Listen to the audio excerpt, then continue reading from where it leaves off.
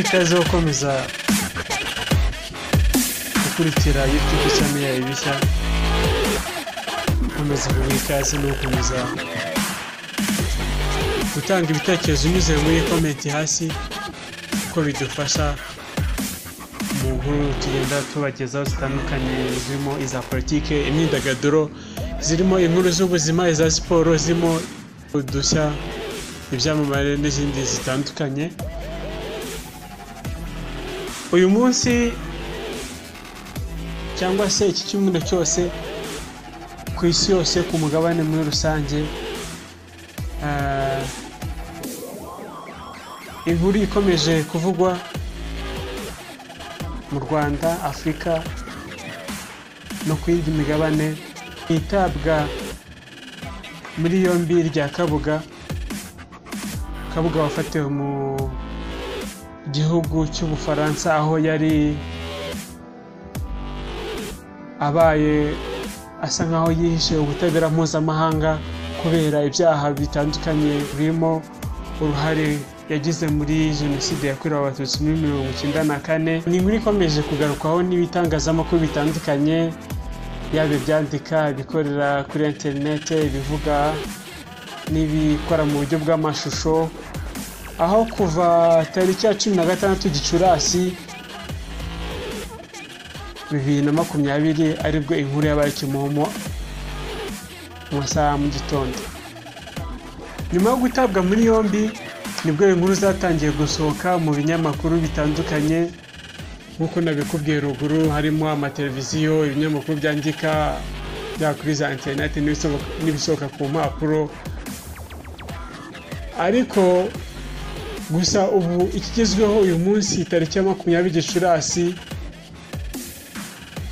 nuko inkuru nyinshi ziri kugenda zigaruka kuri Kabuga, aho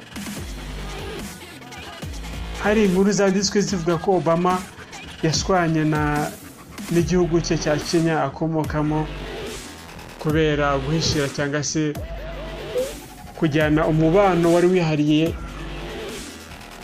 na Kabuga Felicien. Benshi bakunze kuvuga ko ari umuherwe, dore ko yabaye umwe mu bantu babatunze amafaranga muri iki gihugu cy'u Rwanda. Obama ubwo yazaga muri Kenya mu ruzinduko yahagiriye muri Kanama tariki ya 26, 2006, mu ruzinduko yagiriye muri iki gihugu afitemo inkomoko, dore ko ariho se yavukiye.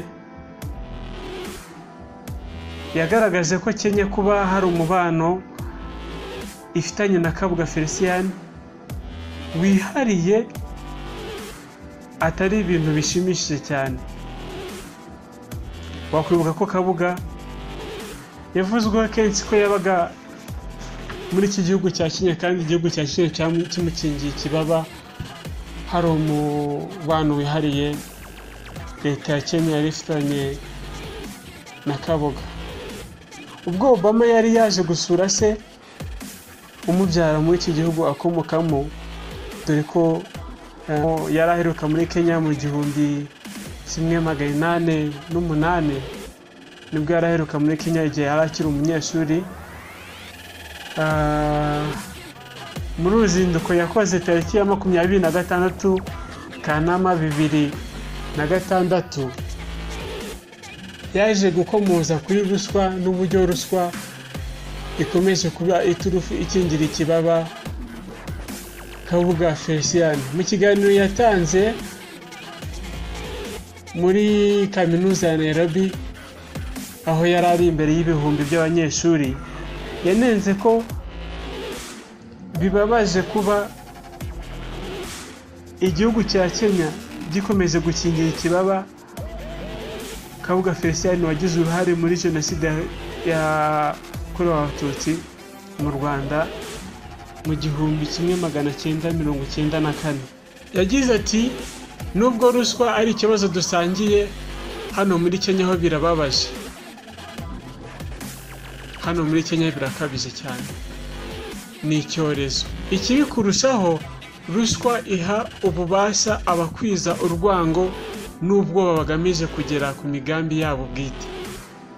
Akomeza avuga mu magambo ye ati, ruswa yageza aho ikingira umunyabyaha kabombo nka Felicien Kabuga ukekwaho gutera inkunga no gukora jenoside mu Rwanda. Ruswa ikamufasha kugura ubwihisho bw'igihe kirekire, inyoko umuntu ikabura amahirwe yo kumubona imbere y'ubutabera. Obama kandi yavuze ko inzego zishinzwe abinjira n'abasohoka na polisi zamunzwe na ruswa ku buryo ibyihebe byinjira mu gihugu bigakora icyo bishatse bikanasohoka uko bishatse, kubera ko kubona ibyangombwa by'ibihimbano byoroshye. Obama wari wakiriwe nk'umwami mu rugo wabashije kwibeshaho mu mahanga kugeza ubwo abaye umusenateri mu gihugu gikomeye kuri umugabane kizwi nka Amerika cyangwa Leta Zunze Ubumwe za Amerika. Ijambo yavugiye muri kaminuza ya Nairobi ryabaye nko gukoza agati mu ntozi. Guverinoma ya Kenya iramwibasira karahava. Tariki ya 31 Kanama 2006 ubwo Obama yari amaze umunsi umwe avuye mu gihugu cya Kenya, wari umuvugizi wa leta Alfred Mutua yabwiye abanyamakuru ko Obama cyangwa se Barack Obama yatutse abaturage ba Kenya, anapfobya ibyo bagezeho cyangwa se iterambere muri rusange. Yagize ati, Senateri Obama yavuze amagambo aterekeranya ku bibazo byigaragaza, nta makuru yari abifiteho, ahubwo ahitamo kwigira umwarimu wa guverinoma n'abaturage n'uburyo bagomba kuyobora igihugu cyabo. Bakuvuga ko Kabuga Felicien hari operasiyo nyinshi zagerageje gushyirwaho zigamije kumufata, ariko bikaza kunanirana kuko aho bamukekeraga ko bari bumufatire bitabashije gushoboka. Yesaya amwe mu magambo amwe n'amwe Barack Obama yagaragaje yabaye inkomoko yo gushwana cyangwa se no kutumvikana neza n'igihugu cye cya Kenya bitewe no gukingira ikibaba Kabuga Felicien. Kugezagaho ni n'akantu gashyashya, na akantu katavuzwe cyane, ni inkuru zitagiye zimenyekana cyane cyangwa se ngo zicaracare ku mbuga nkoranyambaga mbere yitabwa muri yombi rya Kabuga Felicien. Kamushimire, ushishikarize gukomeza gukora share no gusangiza inkuru zacu no gutanga ibitekerezo, uduha ibitekerezo n'izasi muri comment. Ciao ciao.